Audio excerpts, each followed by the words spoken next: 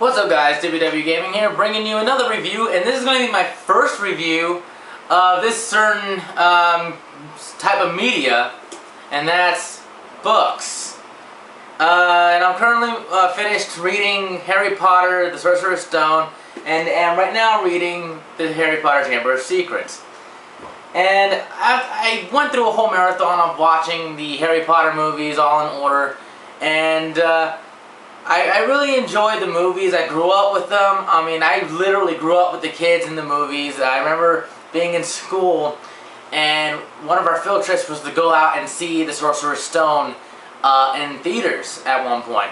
And so I literally grew up with the movies. And I have to say, you know, after growing up and watching the movies multiple times, and this is my first time reading this book, and you may be wondering, why am I reading a book? I mean, of course it's not unusual, but I'm not much of a book reader. And the reason why I've been reading a book is because I didn't tell you guys, but I'm writing a book of my own.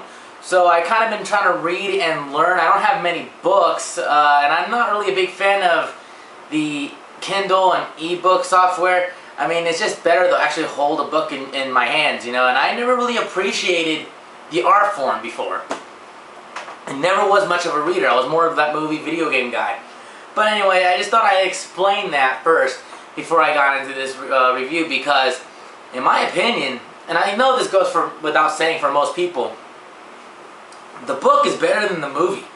And again, this is my first time reading the book all the way anyway. I remember in like first grade and such, I used to skim it, but I really just fell asleep like in class when it was reading time, or if we were in the library, I would just mess around, skim through a couple chapters. But this time I'm actually reading through the entire franchise, and I own every book, so I'm trying to get through them all. And especially since my internet's been out for the last 2 days or so, I finally got to finish up the book and start up on Chamber of Secrets, which I'm 60 pages in. Anyway, without rambling on about anything else besides the review, let's get into exactly that, the review. There's a lot of things that happen in this book that aren't in the movie technically. Like they take things that don't really progress the story or don't have to be in the movie to progress it, and they put it in there. But the way they do it in the book, for example, the ending is so much better in my opinion in the book. Like when you watch the movie, spoilers if you haven't, there's a scene where Professor Quill is falling apart because every time Harry touches him, he starts turning into ash. And although that is similar to what happens in this book, I don't think that's exactly what happens. Like, he doesn't just fall apart and turn to ash and all that. He just gets severely burnt, and it's just, you gotta read the book in order to really get it. I don't want to spoil what happens in the book, obviously, but there's definitely differences. And I really wish that they kept the ending of the book, because it wasn't really all that different. It was just, you know, minor things, and I think it would have been better, especially for the character in this book, to, you know, the reason why the ending is so different, it would have progressed that character more and make him more likable. But that's all I'm going to say about the ending. Other things, like when they go down to underneath the trapdoor, like Hermione keeps progressing after the part with the chess scene and all that kind of stuff and all that. And it's a lot of things are better in this. Like, for example, Draco doesn't meet Harry Potter for the first time in Hogwarts. You know, and although like there's little details like that don't really matter all that much, it's all, I don't know, it just feels better reading it in the book. And I'm sorry if I'm not reviewing the book all that well to you guys. This is my first time reviewing one, you know, so sorry. But in my opinion overall, definitely if you're a fan, or even if you're really not, I think you'll enjoy this book regardless, because it's a good book.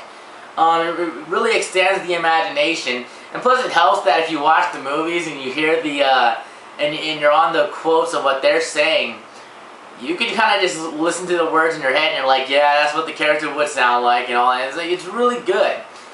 So even if you watch the movie like I have, you can still read this book and still have some surprises for you, and not everything is the same.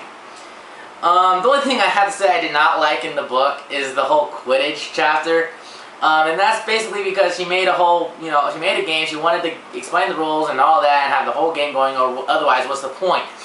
But really, I get that, but the only thing that really progresses the story at all in that chapter is the whole scene that's already in, although it's a little different in this, the whole part in the Quidditch where Harry's broom is getting jinxed by, I'm not going to say who if you haven't read the book or watched the movie, but yeah, that whole scene, like, where you find out who's jinxing the broom and such, so, or who you think is jinxing the broom and such, so, yeah, that's like the only thing that progresses the story. Otherwise, the whole chapter, at least it's short, I think. I think it was, if I look very quickly, it's not very long. It's 14 pages, so it's not like, you know, it's not like, oh, it's dragging on.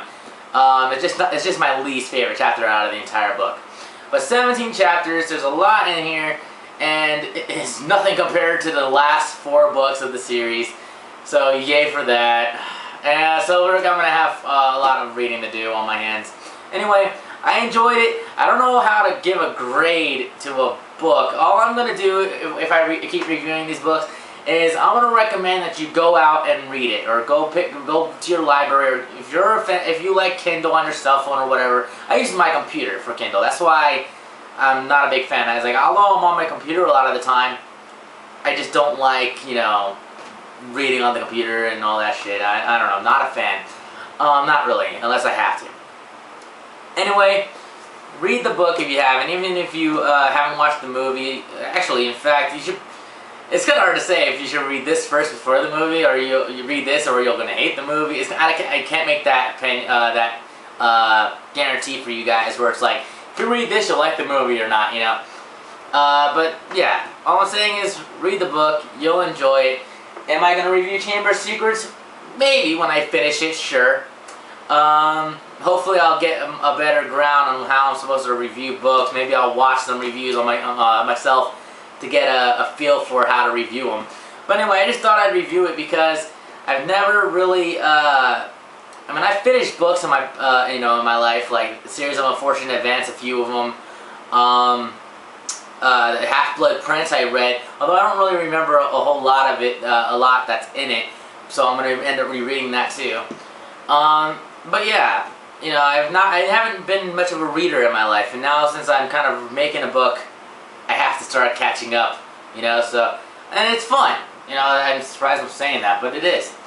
Anyway, thanks for watching my video, and I won't blame you if after this video you're like, wow, he just said reading is fun. Who is this guy? This is not Delio.